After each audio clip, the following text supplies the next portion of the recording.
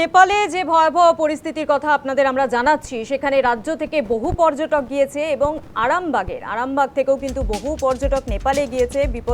বিপর্যয় স্থল থেকে প্রায় 120 কিলোমিটার দূরে রয়েছেন এবং চেতন পার্কে আটকে রয়েছেন আরামবাগের পর্যটক দল, এমনটাই জানা যাচ্ছে। গত সন্ধ্যায় যোগাযোগ করা গেলেও কাটছে না কোনো উদ্বেগ।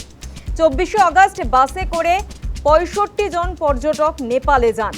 ইতিমধ্যেই নেপালে যে ভয়াবহ পরিস্থিতি আপনাদের জানায় যে বহু পর্যটক আরামবাগ থেকে তারা গিয়েছেন নেপালে এবং বিপর্যয় স্থল থেকে যেটা জানা যাচ্ছে প্রায় 120 কিলোমিটার দূরে রয়েছেন তারা এখনো পর্যন্ত এবং চেতন পার্কে আটকে রয়েছে আরামবাগের পর্যটক দল।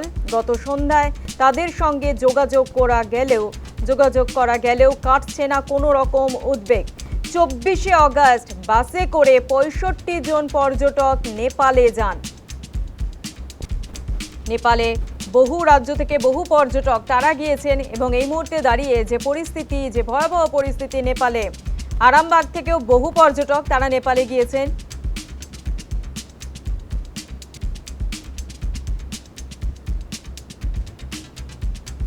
এ বিষয় নিয়ে আমাদের আরো বিস্তারিত জানাবে, ফোন লাইনে রয়েছে আমাদের প্রতিনিধি প্রীতি পাত্র। প্রীতি, আরামবাগ থেকে বহু পর্যটক তারা নেপালে গিয়েছেন, তাদের পরিস্থিতি কি, তাদের সঙ্গে কি যোগাযোগ করা গিয়েছে?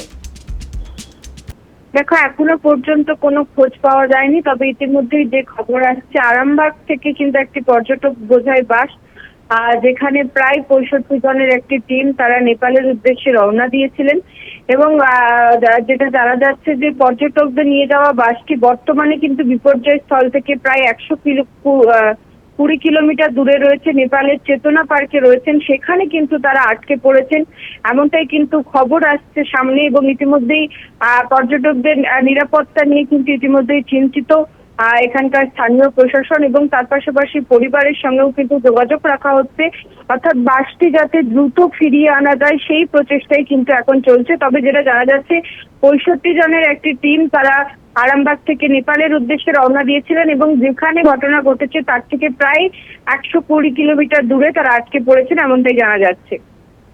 ধন্যবাদ প্রীতি।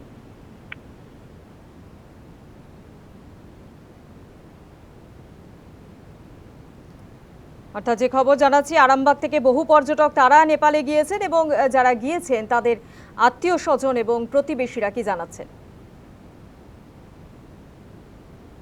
এদিকে হয়তো কেউ বুঝিয়েছে, ওখানে তো অনেক ধরনের মানুষ আছে, হয়তো আমাকে বুঝিয়েছে যে হরকামান কালকে কমে যাবে, কালকে আমরা বেড়াতে যাবো, কিন্তু সেটা তো বুঝতে পারছে না যে এরকম হরকামান কালকে কমবে না, এরকম ব্যাপারগুলো হয় না।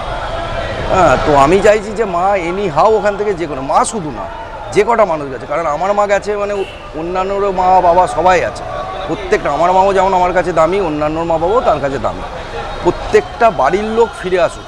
বেড়াতে যাওয়া অনেক আছে, হ্যাঁ, কিন্তু এই বেড়াতে যাওয়া পরেও করা যাবে। এখন সব মানুষগুলো তাদের নিজস্ব পরিবারে ঠিকঠাকভাবে ফিরে আসুক, এটাই আমার কাম্য।